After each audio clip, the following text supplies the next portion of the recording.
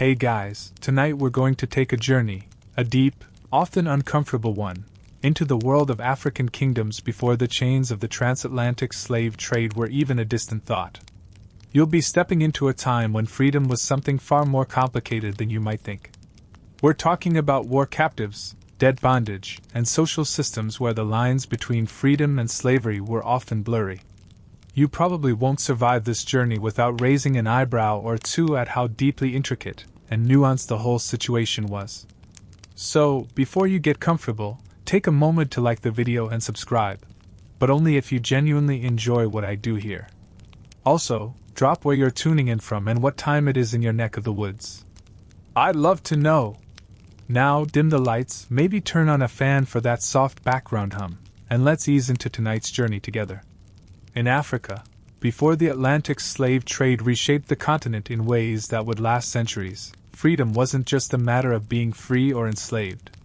Kingdoms like the Mali, Songhai, and Dahomey were sprawling empires with incredibly complex power structures. In these realms, slavery wasn't an exotic export, it was an embedded part of society, operating within strict hierarchies. Freedom, then, wasn't the simple matter of birthright or liberty. It was something that could be gained, lost, or shaped by one's position in society, one's wealth, and quite frankly, by the whims of a ruler or a family's debt. While many of us are familiar with the image of the African slave trade, internal forms of slavery had existed in these societies long before the Europeans showed up with their ships and their chains. The captured warriors of rival kingdoms, the victims of crippling debt, and even those born into slavery, each had their own complex relationship to the notion of freedom. And this wasn't a side hustle, this was business as usual in many kingdoms. Historians still argue whether the systems of slavery in Africa were really all that different from the ones seen later in the Americas. Some argue they were more humane, others say the degree of exploitation was just as harsh, but for a different set of reasons. Regardless, these systems were not one-dimensional or easy to understand. They were embedded deeply within the local culture, economy, and social structures.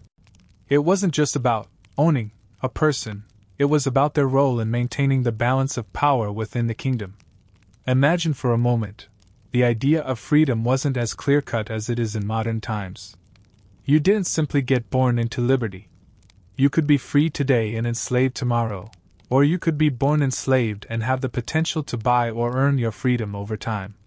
Families could owe debts that lasted for generations, binding children into servitude to pay off an elder's mistakes. Sounds complicated, right? And it only gets more tangled the deeper we go. Let's dive a little deeper into the brutal realities of the African world before the chains, specifically focusing on war captives. Imagine you're a warrior in one of the many kingdoms, and one fateful day, your army loses a battle. The aftermath? You don't just go home and lick your wounds. Instead, you face the grim reality of being taken as a captive, shackled, and stripped of your freedom. In many African societies, warriors captured in battle didn't simply become prisoners of war. They could end up as slaves, bound not by their actions, but by the mere twist of fate. Now, picture the royal courts of these kingdoms. The kings, chiefs, and nobles saw the value in war captives, both as a means to grow their own wealth and as laborers to serve their needs. You might be thinking, but they were captives, so it makes sense to treat them as slaves, right? Well, sort of. The situation wasn't as black and white as it may seem. In many cases, captives were incorporated into the social fabric of the kingdom, albeit in a position of subjugation. They were used in agricultural work, military service, and sometimes even as political pawns in a larger power game. Historians still argue whether these war captives were treated as a distinct class of enslaved people or whether they had a chance to be integrated into society over time. Some captives were even able to rise through the ranks, gaining wealth and status in the process. But for most, the chains were an inescapable part of their fate, their social mobility thwarted by the fact they were considered spoils of war. It's a chilling reality to think that, in some cases, warriors who had once fought for their kingdom's glory could end up as the very people who were exploited to build it. One quirky tidbit about these war captives is that some kingdoms had their own version of slave markets, where captives were traded within the kingdom's borders. But unlike the later European slave markets, these markets were often embedded in complex rituals that carried deep cultural significance. For example, in some regions, the captives were displayed in a manner that reflected their new social status, often being paraded before the public to signify their fall from honor. This was a visual reminder of both their defeat and their new place in the kingdom's power structure. It wasn't just about exploitation, it was about displaying the weight of their loss. However, this system of internal slavery wasn't universally accepted or practiced in all kingdoms. The degree to which war captives were integrated into society varied from place to place. In some societies, captives were treated relatively well, given land or the opportunity to start their own businesses. In others, they were treated like chattel, bound for life to a family or a royal house. This makes the history of African slavery before the transatlantic trade even more complicated. Captives weren't simply slaves, they were sometimes seen as assets, potential allies, or even future soldiers. It's hard to imagine, but these captives were often caught in a tug-of-war between the potential for freedom and the reality of their circumstances. And the pressure to survive in these harsh conditions could lead to some interesting negotiations. Captive warriors might try to barter for their freedom, while the rulers they served would be keenly aware of the potential benefits of keeping these captives around as valuable assets. One last point: the status of these captives was constantly in flux. Today, a captive might be considered a valuable piece in the political chess game. Tomorrow, they might be sold off, traded for horses, or sent to work in the fields. Their fate was sealed by nothing more than the whim of their captors and the political tides of the time. The world they inhabited was one where freedom was fragile and subject to the winds of fortune. Debt, the thing that can start with a simple loan and spiral into an abyss of servitude. Before the transatlantic slave trade, debt was one of the primary pathways into slavery in many African kingdoms. You might think that financial hardship and owing money are pretty universal problems, but in this context, debt was a serious thing. In some kingdoms, an inability to pay back a debt didn't just mean a few uncomfortable conversations or a bit of social stigma. It meant that you could lose your freedom altogether. Imagine this: you're a farmer in one of these kingdoms, and one season, your crops fail. You've borrowed money from a wealthy merchant or a royal patron to keep your farm running. But now, there's no harvest, and your debt has grown to a point where you can't repay it. What happens? Well, in many cases, you would be forced into debt bondage. Instead of paying off the debt with money, you would have to offer your labor. And once your labor was no longer enough to pay it off, you and possibly your family members would be bound by this debt for the foreseeable future.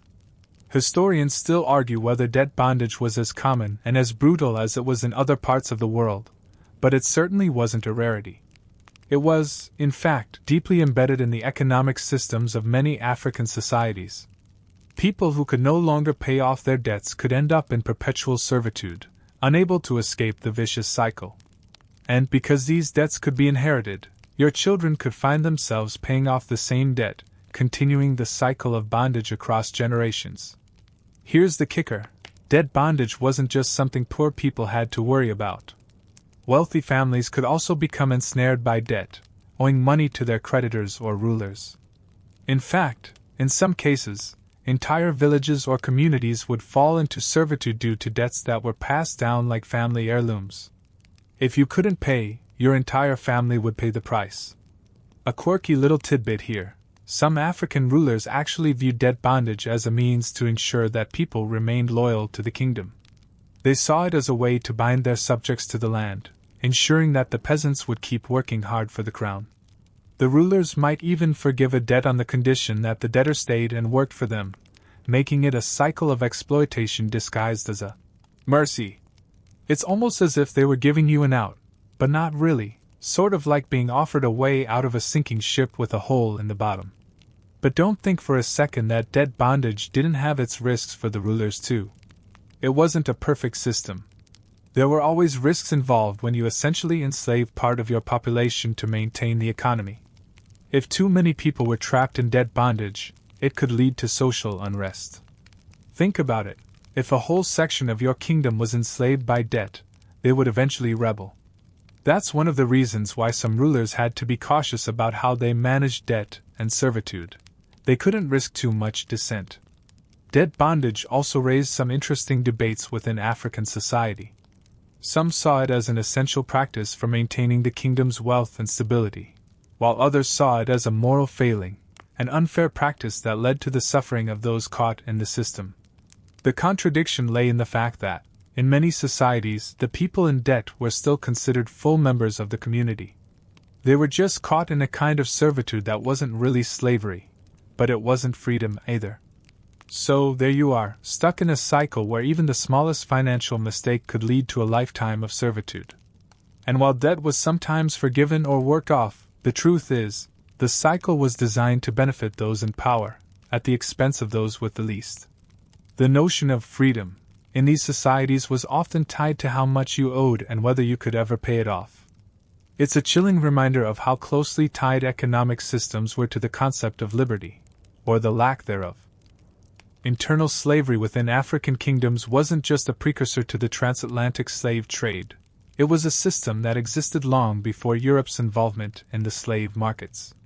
While the external slave trade often grabs the headlines, the internal systems of slavery within African societies were just as complex and deeply ingrained.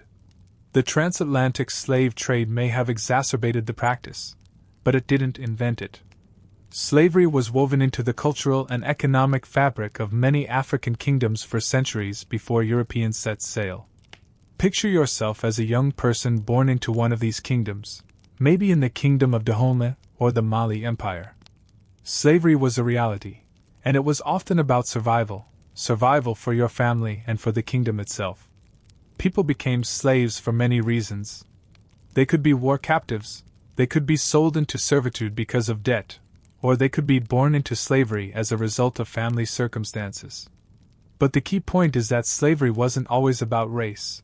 It wasn't a binary concept of free versus slave. There were nuances to the practice that made it distinct from the later racialized systems of slavery that came with European colonialism. Historians still argue about how the systems of internal slavery functioned across Africa, with some claiming that the practice was far less harsh than the plantation-style slavery imposed by Europeans, while others argue it was just as exploitative, though different in form. In many African societies, slavery wasn't a permanent condition. Slaves could be integrated into the community over time, sometimes earning their freedom after a certain period of service. However, for many, the path to freedom was a difficult one, often complicated by the fact that once you were born into servitude or war captivity, your chances of escape were slim. A quirky tidbit: in certain kingdoms, the relationship between slave and master could be less rigid than we think. There were instances where slaves had the opportunity to become powerful figures within the kingdom, serving as military commanders, advisors, or even taking on the role of wealthy traders. In the Kingdom of Dahomey, for example, some slaves could rise to the level of elite status through military prowess or political maneuvering, which is a far cry from the permanent subjugation we often associate with slavery. But it wasn't all fair play or opportunity. In many cases, slavery was exploitative and dehumanizing, especially for those who were viewed purely as property. Slaves could be worked to the bone, used in domestic service, or forced to work on royal estates and farms. In the worst cases, those enslaved for debt or political reasons might never see freedom again. For many people, their only hope was that a change in leadership or a shift in political power would grant them a way out. But such changes were rare, and the fate of the enslaved was often tied to the whims of their rulers or the strength of their family connections. One of the more fascinating aspects of internal slavery was how it was often tied to religious and spiritual systems. In some African societies, enslaving others was justified as a part of maintaining cosmic balance. Enslaved individuals could be seen as fulfilling a divine or spiritual role within the social structure. This might sound strange, but it was a cultural belief rooted in the idea that society had to maintain harmony, and sometimes, that harmony was kept in check by the exploitation of the weakest members of society. The concept of freedom, within these systems, was fluid, almost like a currency. Slaves could potentially earn or buy their freedom, or they could be freed by their masters as a reward for loyal service. This was in stark contrast to the later chattel slavery systems, where slaves were considered property for life. The idea of freedom as something attainable through personal merit or favorable circumstances existed, but it was by no means guaranteed. What we have here is a system of slavery that wasn't purely about physical chains. It was about societal positioning, power, and the fluidity of one's status within a hierarchical system. It was a form of servitude that existed alongside the complexities of African kingdoms' economic, cultural, and political structures. For many, slavery was a part of the societal landscape, just as common as the royal court or the trade routes that linked the kingdom to other parts of the continent.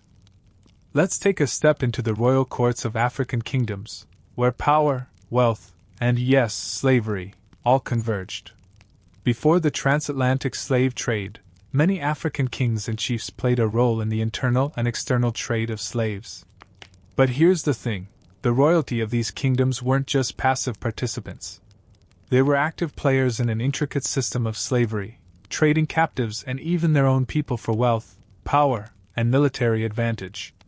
The lines between royalty, power, and slavery were often blurred, making the entire system feel like a high-stakes game of chess where the pieces could be anyone, even members of the royal family. Picture this: you're a noble in one of these kingdoms, let's say the Ashanti Kingdom or the Kingdom of Dahomey. The wealth of your kingdom rests on trade, gold, salt, ivory, and slaves. You control the trade routes, the negotiations, and the fate of people who are enslaved in the process. But you're not a mere passive observer. You might have your own slaves, you might own land worked by enslaved individuals, and you might even trade them for goods that ensure your kingdom's survival and prosperity. The decisions you make in the royal court don't just affect the kingdom's economy, they determine the lives of those enslaved within it.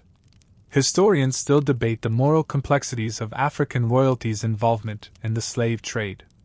Some argue that African rulers were just trying to survive within a broader, competitive system of global trade, while others claim that they, too, should be held accountable for perpetuating such practices. But what can't be denied is that the role of African kings and elites in the trade of enslaved individuals was essential in shaping the economic landscape of the time. Without their participation, the Atlantic slave trade may not have had the scale it eventually reached. A quirky tidbit about African royalty's involvement in the slave trade: in some kingdoms, the kings had their own slave armies. These were groups of enslaved people, often from rival kingdoms, who were trained and used for military purposes. The Dahomey Kingdom, for instance, is famously known for using an elite corps of female soldiers, called the Amazons, many of whom were taken as captives or slaves. This group of women became legendary for their fierce fighting skills and their unwavering loyalty to the king, illustrating how enslaved individuals were often shaped into instruments of war and power. But being an enslaved person in the royal courts wasn't always about brutality. Some slaves were given high-status roles, acting as advisors, military commanders, and even administrators in the royal palace. They could wield power, influencing decisions that impacted the kingdom's future.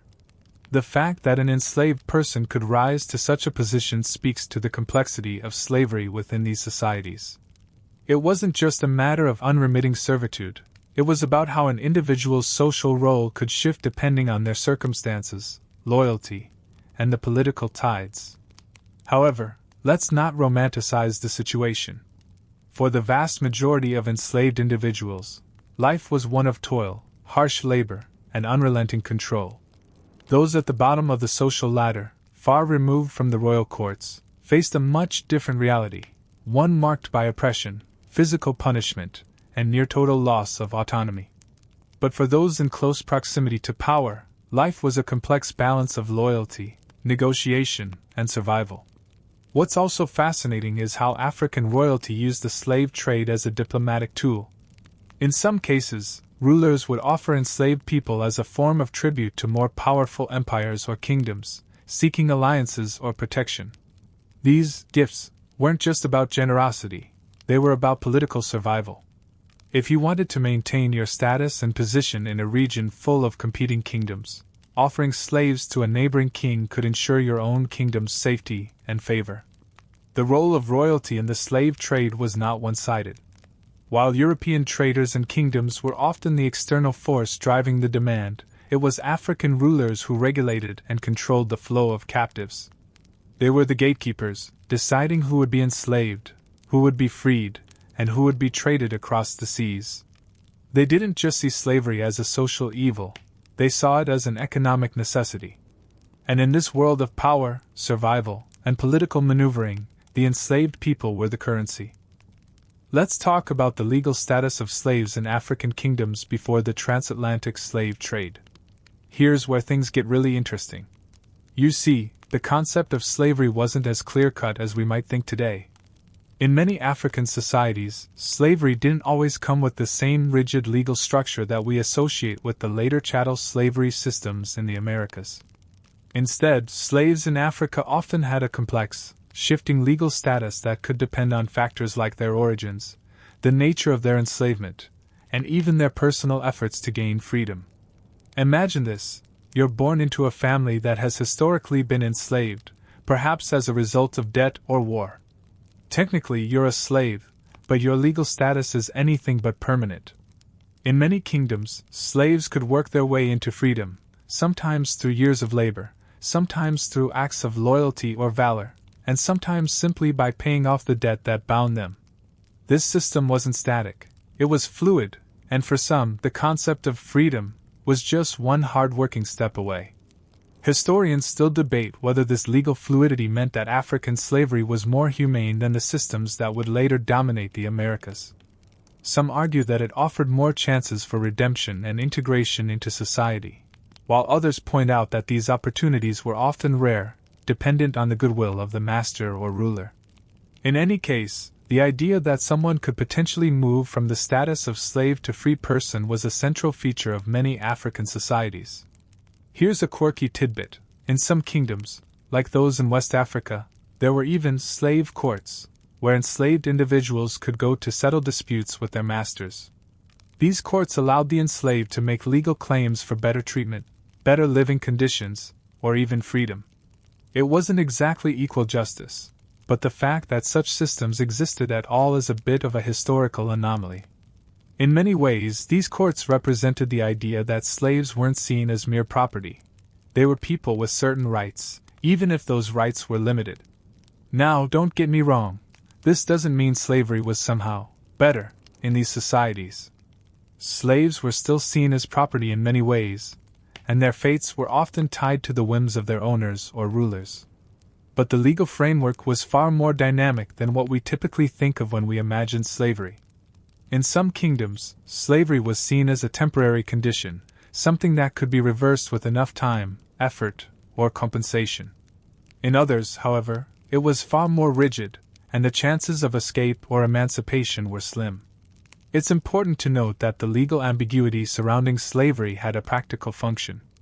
It helped maintain social and economic stability by allowing for the integration of enslaved people into various aspects of society. This wasn't about charity, it was about survival. In many kingdoms, slaves contributed significantly to the economy, both in terms of labor and trade.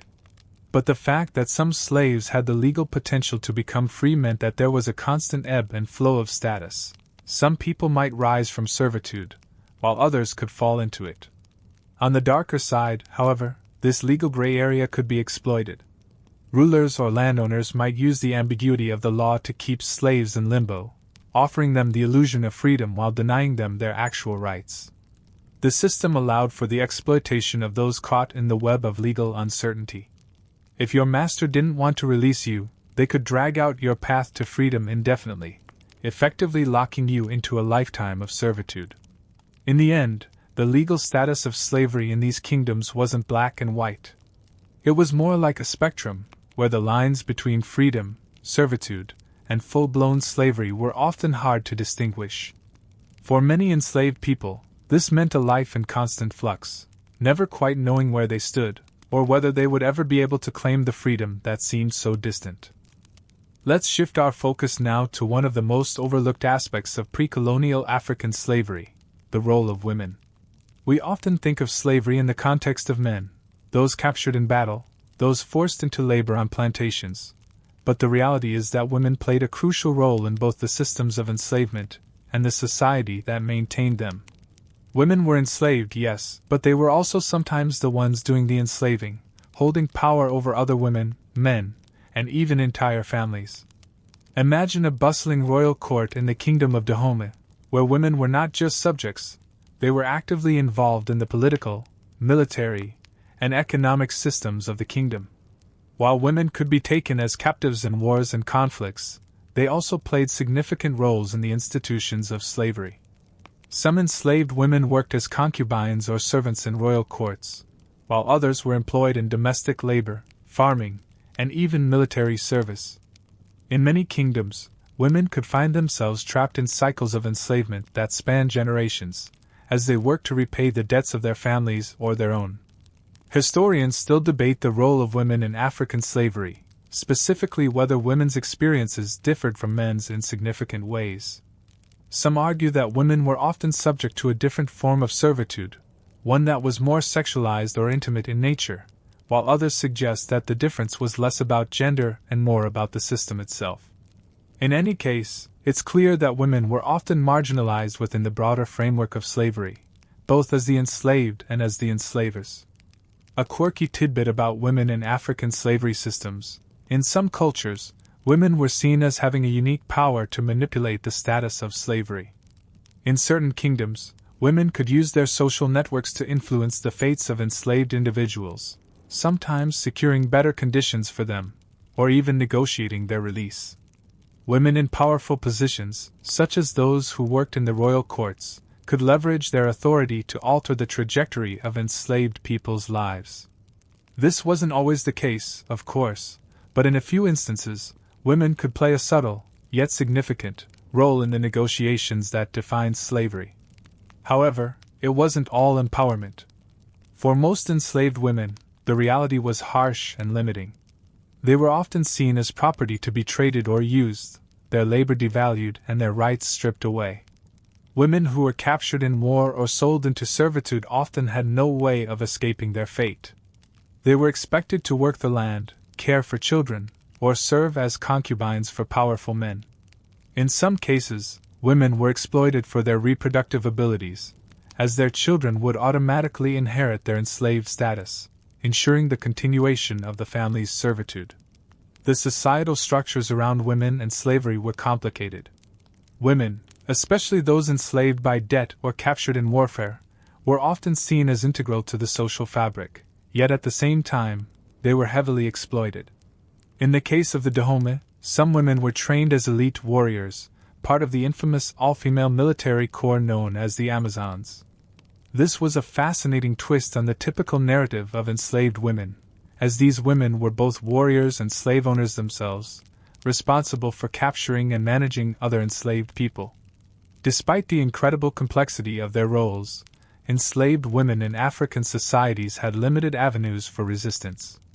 While some could negotiate their way into positions of relative power or influence, most had few choices.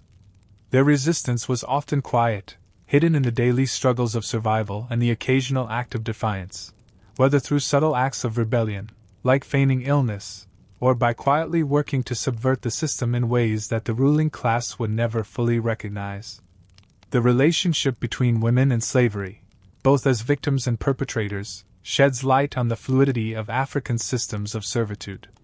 Slavery was never a simple, one-dimensional institution. It was layered with power dynamics, gender roles, and societal expectations that made it a deeply ingrained part of the fabric of African life. And while many enslaved women had the possibility of rising above their status, their journey was often fraught with limitations that made their experience unique, and at times tragically inevitable. Let's now explore a fascinating aspect of pre-colonial African slavery: the complex relationship between kinship and ownership. In many African societies, family ties and the concept of ownership were intricately woven into the fabric of slavery.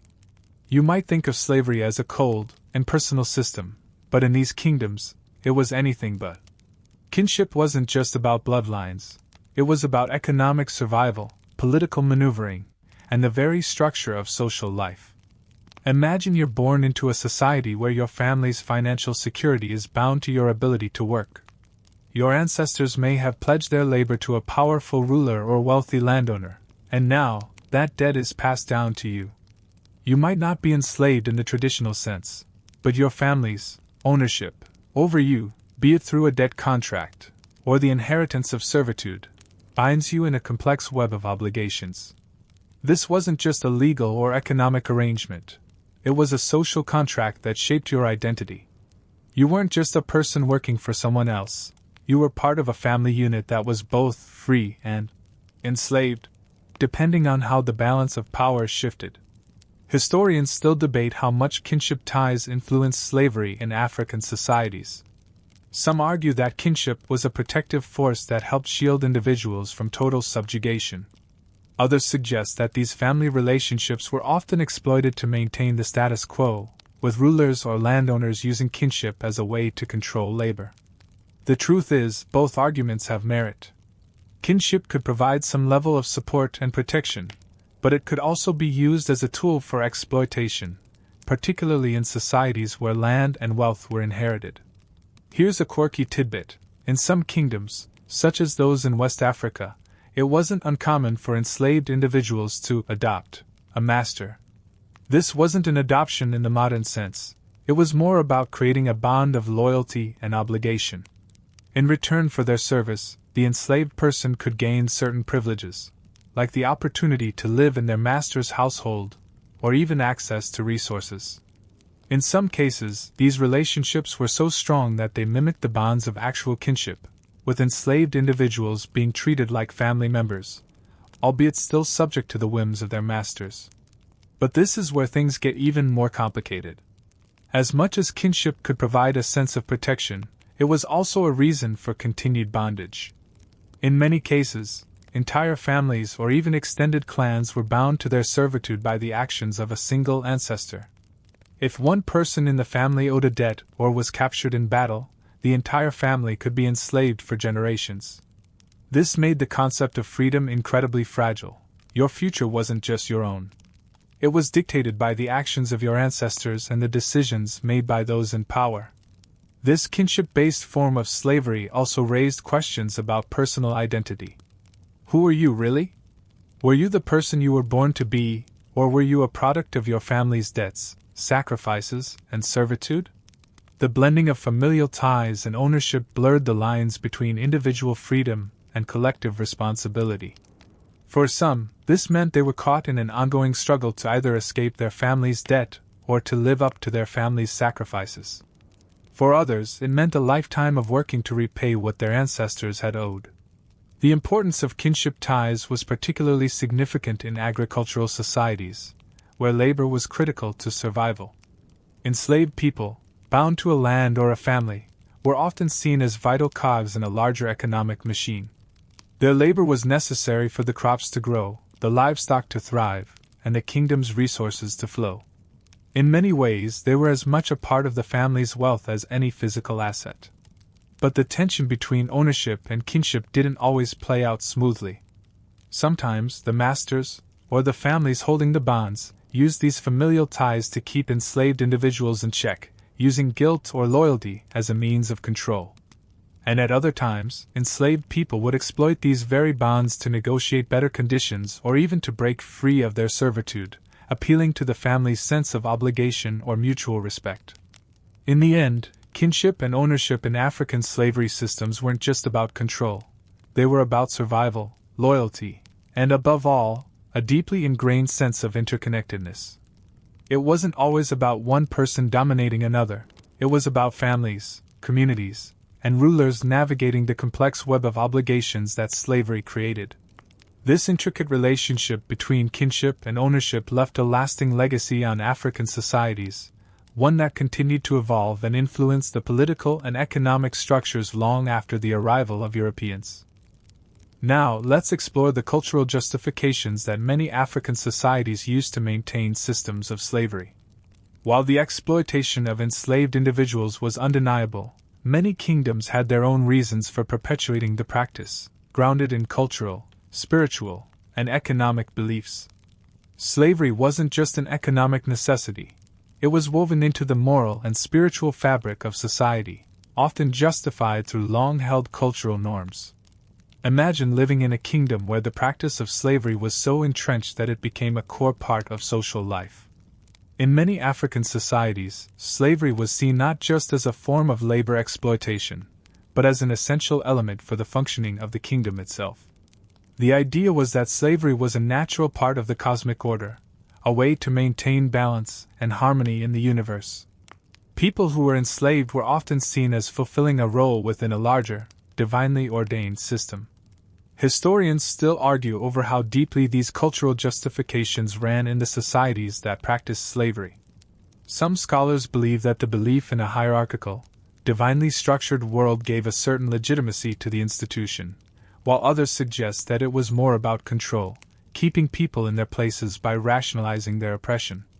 Either way, slavery was often viewed as a necessary evil or, at times, even a virtuous practice, one that was essential for the kingdom's survival and prosperity. One quirky tidbit here: in some kingdoms, enslaved individuals were considered to have a special, almost sacred, role. For example, in the kingdom of Dahomey, certain enslaved people were seen as ritual slaves, used in religious ceremonies and sacrifices. These individuals were believed to embody the spirits of ancestors, serving a spiritual function beyond mere labor. It's a strange thought, but it shows just how intertwined the practice of slavery was with the religious and cultural beliefs of the time. In many African societies, particularly in West Africa, slaves were not viewed as mere property. They were often seen as members of the family or community, albeit in a subordinate role.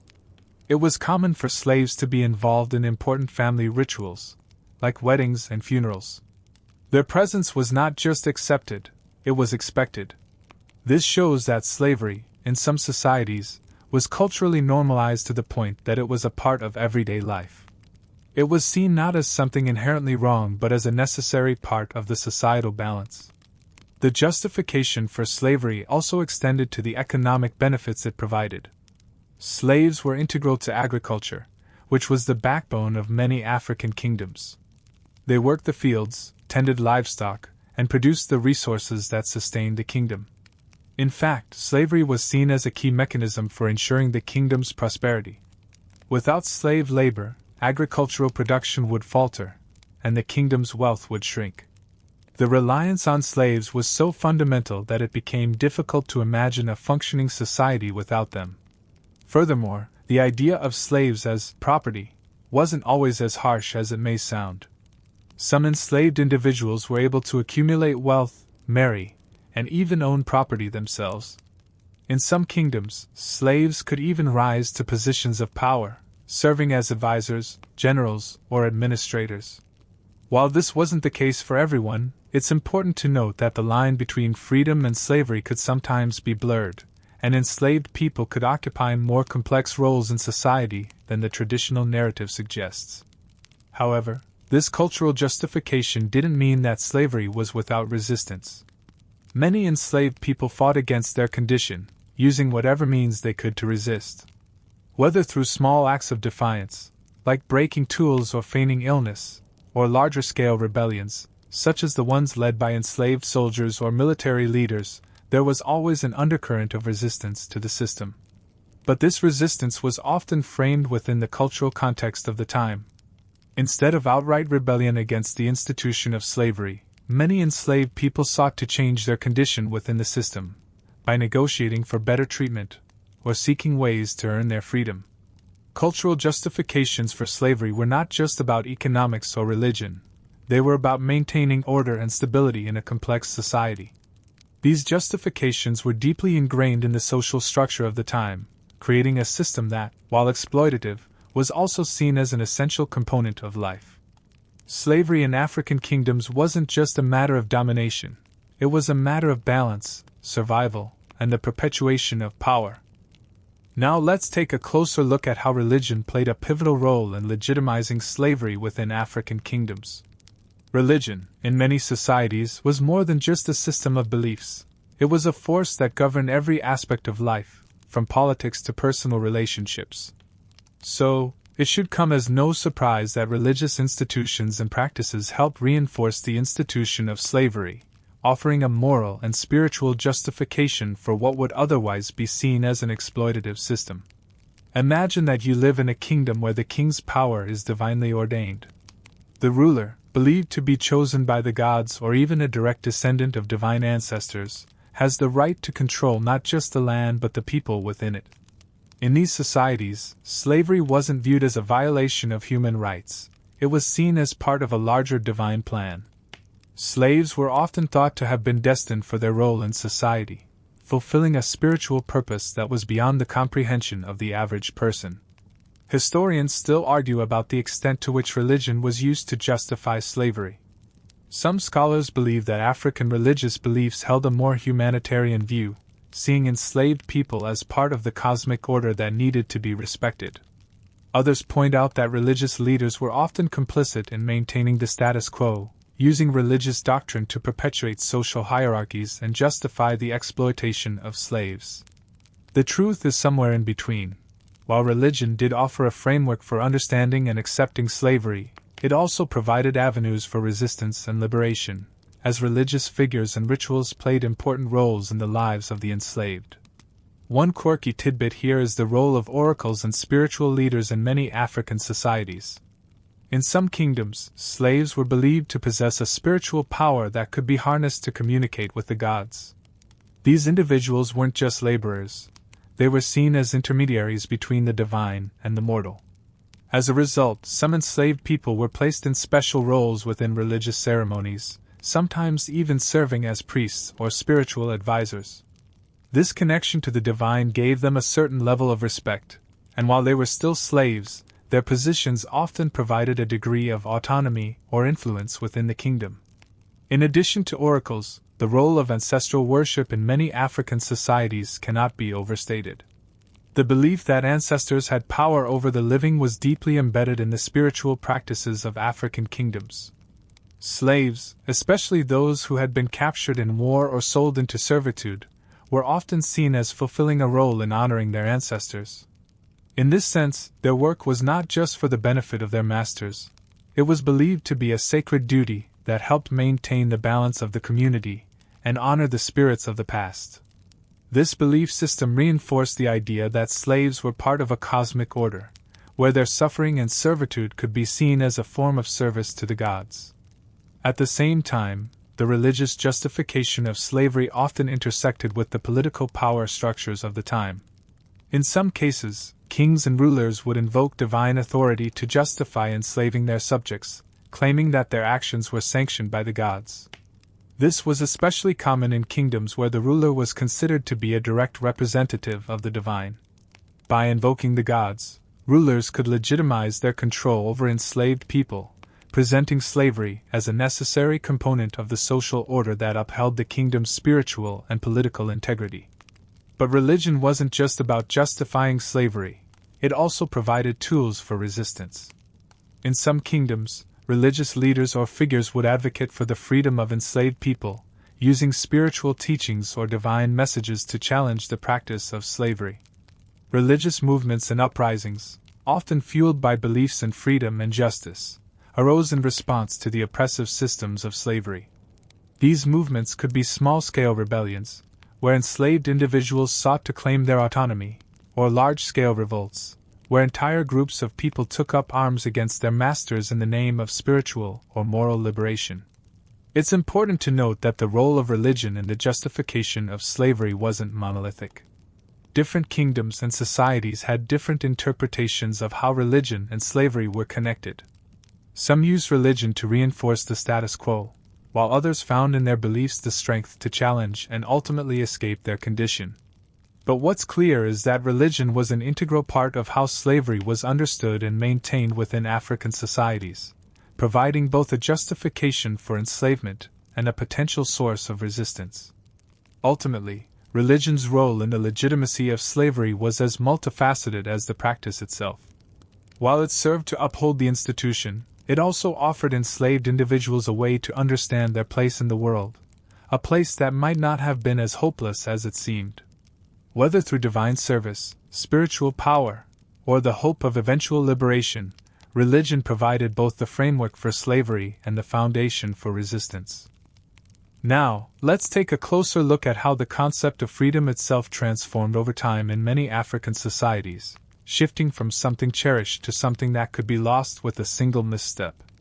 In a world where personal liberty was far from guaranteed, freedom was often fragile and could be easily disrupted by war, debt, or even the whims of a ruler. It wasn't just about being born free or enslaved.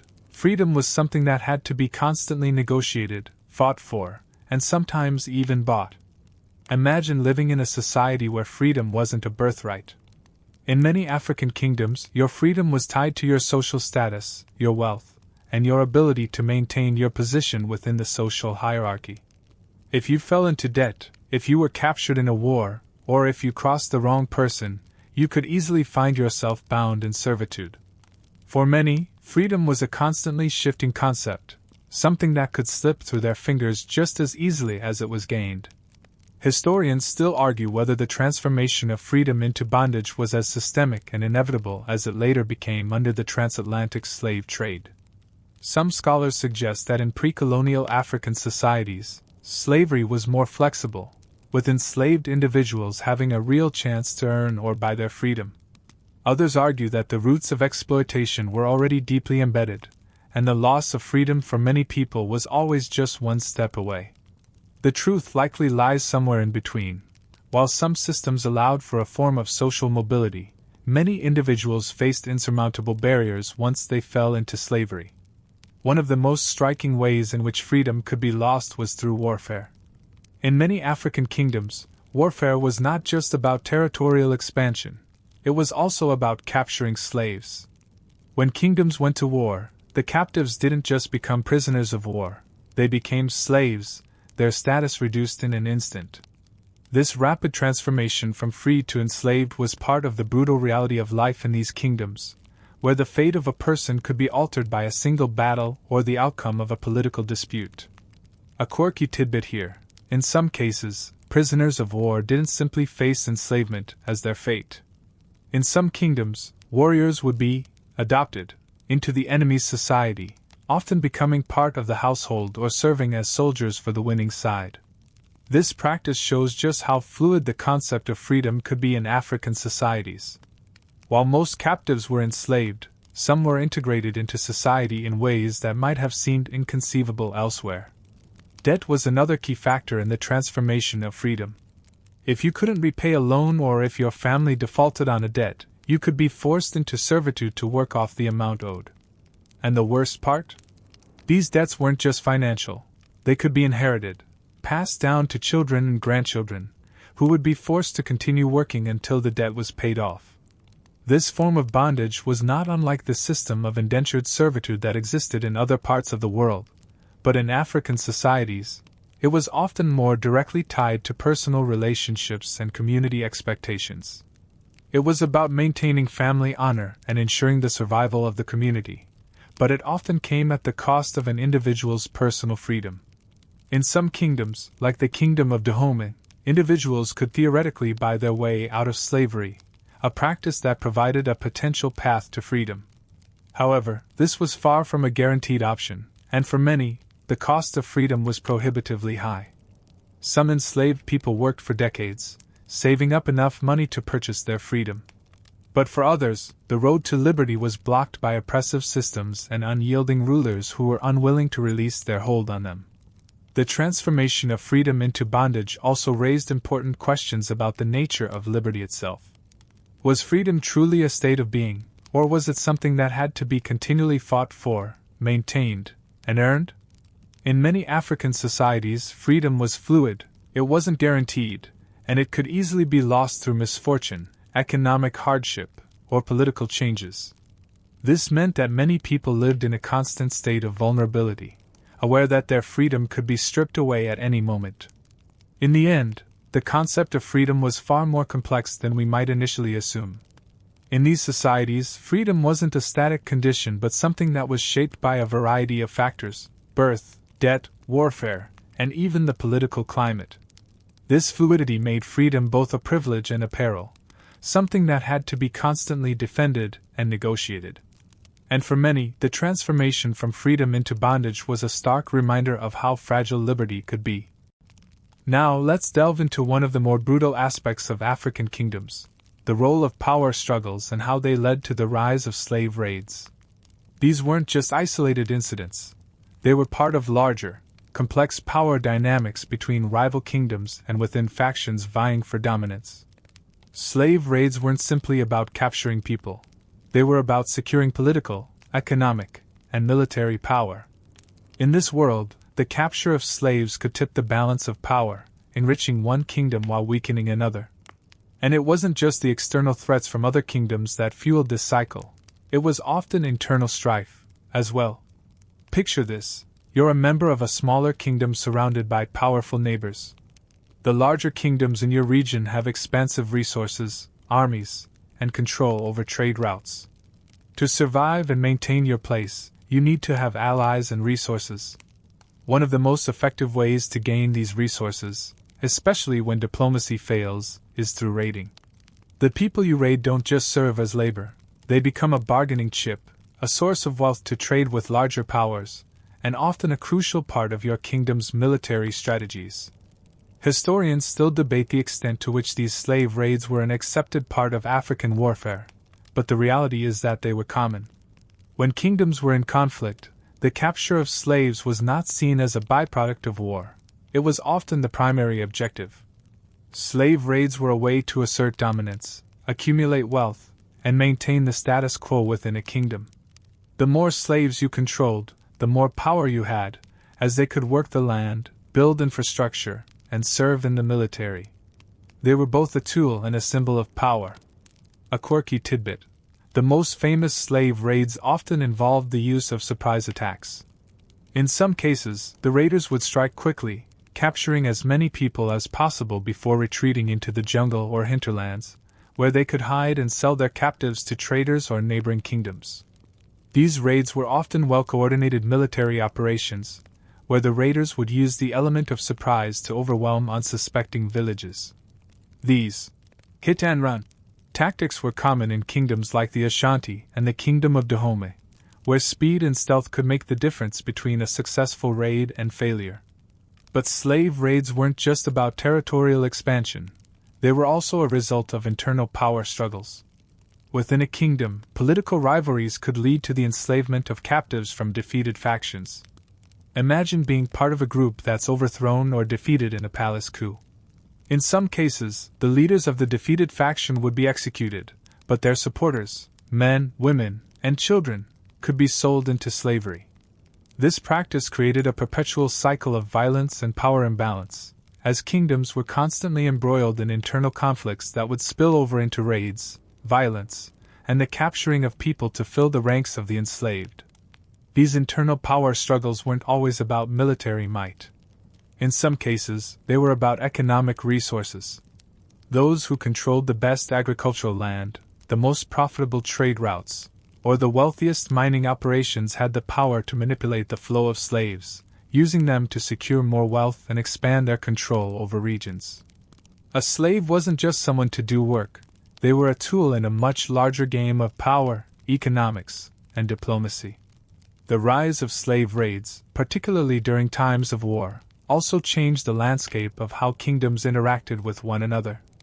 As more people were captured and sold into slavery, kingdoms began to view one another less as potential allies and more as sources of human capital to fuel their economies. This led to a dramatic shift in how kingdoms defined their relationships with neighboring powers. What might have started as a diplomatic negotiation could quickly turn into a violent struggle for control of human resources. As the slave raids intensified, so did the demand for captives. The more slaves a kingdom could acquire, the more power it could wield. This led to an escalation of violence, where smaller kingdoms would be preyed upon by their more powerful neighbors. And while it's easy to focus on the external causes of these raids, it's important to recognize that the internal power struggles within these kingdoms were just as crucial in maintaining the slave trade. Political instability, economic inequality, and personal ambition all played a role in perpetuating the cycle of raiding, capturing, and enslaving. The legacy of these slave raids and the power struggles they fueled can still be seen today in the social, political, and economic dynamics of some African nations. While the external slave trade had a devastating impact, it was often the internal conflicts and power shifts within African kingdoms that set the stage for the larger, more brutal system that would emerge in the centuries to follow. Let's now examine how the practice of slavery spread across the African continent, not just through the actions of foreign traders, but through the internal dynamics of African kingdoms. As we've already seen, slavery was deeply embedded within many African societies long before European influence came into play. But what's fascinating is how the practice expanded, not just across the continent but also between different regions, shaping the economic, political, and social structures of kingdoms from north to south, east to west. Imagine yourself in a bustling trading center on the West African coast. Merchants are selling goods from all corners of the continent: gold from Mali, salt from the Sahara, and textiles from the east. But there's another product being traded here, one that transcends borders: human beings. Slavery, initially localized to certain regions, became a Pan-African phenomenon as various kingdoms and societies began to trade enslaved people across great distances, not just for labor but as a commodity. What started as a practice within local kingdoms soon became intertwined with the larger continental trade networks.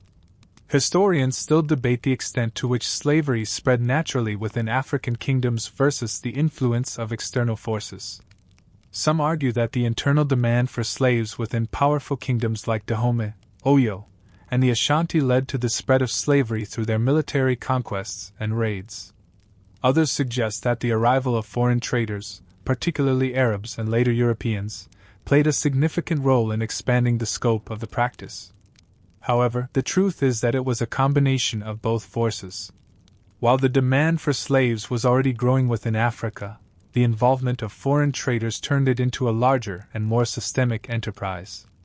A quirky tidbit about how slavery spread: in some African kingdoms, the trade of enslaved people was tied to the agricultural cycles.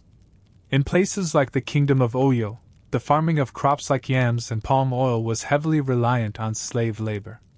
But interestingly, certain periods of the year were more profitable for slave raids, specifically during harvest seasons.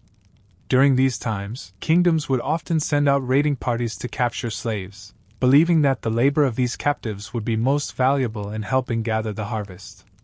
This seasonal demand for slaves created an interesting rhythm to the practice, as it was often tied directly to the economic needs of the kingdom. The spread of slavery also had a profound impact on the social structure of many kingdoms. As slavery became more widespread, it began to impact not just the elite but also ordinary people. Small-scale farmers, traders, and even craftsmen could find themselves caught in the web of slavery, either as slave owners or as slaves themselves. Entire communities could be sold into servitude as a result of a poor harvest, debt, or war. This led to a more stratified society where wealth and status were increasingly determined by one's control over enslaved labor. Interestingly, the spread of slavery also led to cultural exchanges. The movement of enslaved people between regions brought with it new practices, traditions, and knowledge. For instance, as enslaved people were moved from the northern kingdoms to the southern regions, they introduced new farming techniques, religious practices, and even languages that blended with local customs. This cultural exchange, while born out of exploitation, also helped shape the diverse and rich cultures that exist across the African continent today. The relationship between slavery and trade became increasingly intertwined over time. As powerful kingdoms grew, they expanded their trade networks, incorporating slavery into the exchange of goods. The demand for slaves was not just from within Africa, but increasingly from external markets, particularly the Arab world and later Europe. These trade routes, which initially focused on goods like salt, gold, and ivory, eventually turned into transcontinental networks built around the human commodity. Slaves were transported across vast distances, from the interior of Africa to the ports on the Mediterranean and Atlantic coasts, and from there, they were shipped to markets around the world. As the practice of slavery spread across Africa, it also created new power dynamics. Smaller kingdoms, once isolated from the larger trade networks, became entangled in the system, often as sources of captives. Some kingdoms, like the Ashanti, gained immense wealth by controlling the slave trade. They became major players on the international stage, trading slaves for guns, ammunition, and other valuable commodities that allowed them to expand their influence and control. These power shifts had long-lasting effects on the political landscape of Africa, setting the stage for even more complex and exploitative systems. The spread of slavery across the continent also had devastating effects on local populations. As more and more people were captured, enslaved, or traded, entire communities were destabilized. Population growth was stunted in some areas due to the constant raids, and entire societies were uprooted as enslaved people were moved from one region to another. It wasn't just the direct victims of slavery who suffered, it was entire communities whose social structures and ways of life were disrupted by the spread of the practice. In the end, the spread of slavery across Africa was as much a result of internal dynamics as it was an external influence. The practice was deeply entrenched in many societies, and it was woven into the very fabric of the continent's economic, political, and social structures. It created a complex web of interactions between kingdoms, regions, and foreign powers, and its legacy continues to affect Africa to this day. As we've seen, slavery in Africa wasn't simply a passive system. It was one fraught with resistance, rebellion, and quiet defiance. Enslaved people, despite being caught in a system of exploitation, constantly sought ways to resist, push back, and fight for their freedom. This resistance didn't always take the form of open rebellions or uprisings. Often, it was much subtler, acts of defiance woven into the daily life of those enslaved. But, as the demand for slaves grew and kingdoms became more reliant on enslaved labor, these acts of resistance escalated into larger-scale movements that would challenge the very foundations of the system. Picture this: you're an enslaved individual in the Kingdom of Dahomey, a place known for its strict hierarchy and the use of enslaved warriors. While you might not have the power to directly overthrow the ruling elite, you have your own methods of resistance. You might feign illness to avoid labor, or sabotage the tools you're given, making it harder for your master to extract the full amount of work from you. These seemingly small acts of rebellion were the foundation of a larger culture of resistance that flourished in many kingdoms. Historians still debate the scale and effectiveness of these resistances, especially when compared to the large-scale rebellions that took place in the Americas. Some argue that the forms of resistance in Africa were less visible or impactful, while others point to the fact that these acts, though often small, had a profound effect on the societies in which they occurred. Whether it was through sabotage, refusal to work, or running away, enslaved people found ways to assert their autonomy in whatever small ways they could. The fact that the system of slavery persisted for so long was in part due to the constant need to suppress these acts of resistance, which were always bubbling beneath the surface. One quirky tidbit about resistance in African kingdoms is that enslaved people sometimes formed secret alliances with neighboring kingdoms. These alliances were not always based on ethnic or cultural ties but on the shared desire for freedom. For instance, enslaved people in one kingdom might collaborate with rebels in a nearby region to plan escape routes, disrupt trade, or stage uprisings. These underground movements were often organized around religious leaders, who provided a sense of spiritual justification for the fight against oppression. These collaborations were essential in the long struggle against slavery, showing how resistance was both localized and trans-regional in nature. While individual acts of resistance were common, larger-scale rebellions were rarer, partly due to the immense power of the kingdoms that relied on slave labor. However, they did occur. One of the most significant uprisings took place in the Kingdom of Dahomey, where a group of enslaved individuals rebelled against their captors, successfully overpowering their masters in a brief but intense struggle. The rebellion was quelled quickly, but it became a symbol of the potential for enslaved people to fight back. It was a stark reminder that even in the face of extreme oppression, the human will to resist remained strong. Another interesting form of resistance involved the practice of running away. Many enslaved people would escape into the wilds of the jungle or the dense forests that surrounded the kingdoms. these runaway slaves would form their own communities, living outside the control of the kingdom that had enslaved them. They often relied on their knowledge of the land to evade capture and built tight-knit societies that allowed them to survive outside the system. In some regions, these runaway communities, often referred to as Maroon societies, became hubs of resistance, fiercely defending their independence against any attempts to recapture them. Despite these acts of rebellion, the internal slave trade continued to thrive, and it was often the harshness of the kingdoms that kept the enslaved populations in check. But the stories of resistance did not go unnoticed. They created a lasting memory that echoed through generations, contributing to the broader narrative of resistance against all forms of slavery. And over time, these acts of rebellion laid the groundwork for larger movements for freedom, both within Africa and in the diaspora. In the end, while slavery was a deeply entrenched institution in many African societies, the resistance to it was no less powerful. The courage of those who defied the system, through small acts of resistance, secret alliances, and open rebellion, was a constant reminder that the desire for freedom is universal, regardless of the chains that bind you. Though the system of slavery continued for centuries, the spirit of resistance never truly disappeared. It evolved, shaped by the conditions of each time and place, but it remained an enduring part of the African experience. To close our journey, let's reflect on the long-lasting legacy of internal slavery in Africa, a legacy that still shapes the continent today. The systems of slavery that existed within African kingdoms before European colonization didn't simply vanish when the external slave trade took over. Rather, they evolved, leaving traces in the social, political, and economic fabric of African societies. The legacy of these systems still influences African nations in complex ways, from the impact of social stratification to the continuing struggles for justice and equality. Imagine the aftermath of slavery in these kingdoms, where the effects lingered long after the practice itself had been abolished. The scars of internal slavery weren't just physical, they were deeply woven into the very identity of many African societies.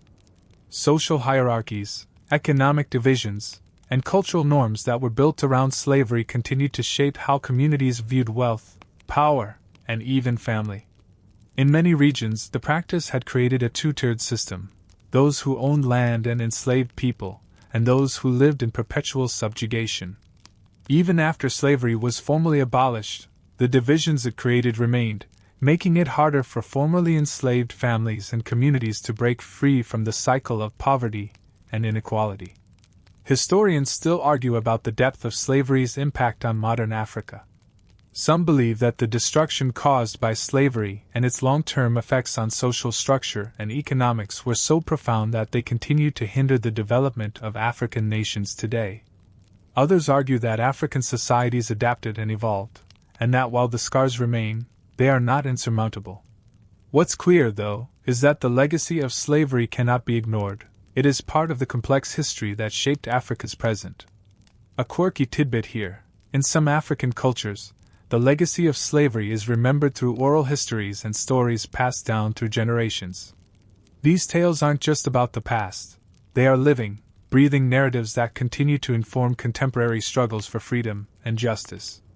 These stories often contain lessons of resistance, survival, and the importance of solidarity, keeping alive the spirit of those who fought against enslavement, even if they were never able to see the fruits of their efforts. The political impact of slavery's legacy cannot be overstated. In some countries, the relationships between ethnic groups that were forged through slavery continue to cause tension today. Kingdoms that once enslaved neighboring peoples may now be engaged in complex political negotiations with those very same groups. The historical relationships between enslavers and the enslaved continue to affect how power is distributed, how wealth is accumulated, and how people from different backgrounds view one another. The bonds of kinship and ownership that once defined societal roles now find their echoes in modern struggles for equality, human rights, and justice. Economically, the legacy of slavery remains a key issue. The systems of labor exploitation that were built on the backs of enslaved individuals helped fuel the growth of powerful kingdoms. The wealth generated by slave labor laid the foundation for the economic systems of some regions, but it also left deep inequalities. Many enslaved people worked the land, contributed to royal economies, and created trade networks that enriched their masters. But when slavery ended, the resources that were once generated by enslaved labor weren't equally distributed. Former slaves and their descendants often struggled to claim land or wealth, leading to persistent economic inequalities that continue to affect them today. And yet, the legacy of internal slavery isn't just about division and oppression. It's also about resilience and survival. The people who endured slavery, who resisted, and who fought to gain their freedom created a legacy of resistance that endures to this day. Their stories are woven into the cultural identity of many African nations, inspiring movements for justice, civil rights, and human dignity. The spiritual and cultural practices that developed under slavery still persist in modern African societies, shaping music, art, and political activism. In the end, the legacy of internal slavery in Africa is one of contradiction. It's a legacy of both oppression and defiance, of destruction and survival. While the systems that created slavery may no longer exist in the same form, their echoes continue to shape the lives of millions. Understanding this legacy is crucial, not just for understanding the history of slavery, but for understanding how the past continues to inform the present. It is a reminder that freedom is fragile and that the fight for justice is ongoing, whether in the context of economic inequality, social justice, or the recognition of human dignity. Now that we've come to the end of this journey, we see that the history of slavery within Africa is far more complex than it may appear at first glance. It is a history of kingdoms, power struggles, and deep cultural dynamics. It's a history of people who, despite the odds, found ways to survive, resist, and fight for their freedom. And it's a history that continues to shape the continent, its people, and its future.